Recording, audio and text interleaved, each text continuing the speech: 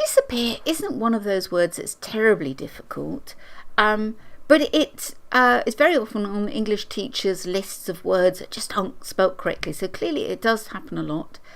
There is also something to look for in an 11 plus setting.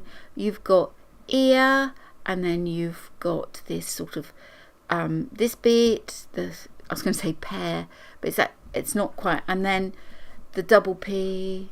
So it's the ear with which you listen, which has got nothing to do with disappearing. Just learn it. Just learn it. Disappear. Double P. Ear. Just do it. Just do it. Write it out a few times.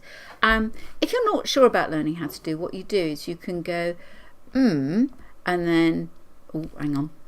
It's not as easy as it. Now what? Let's try it here.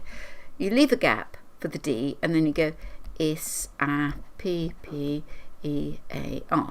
Then the next time you write it, you go D, and then line for the I, S-A-P-P-E-A-R. Then the next time you write it, you write D-I, gap for the S, appear.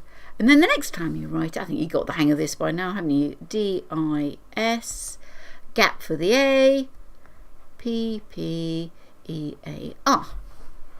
By the time you've gone through that a couple of times, it should be fairly well stuck. See you soon.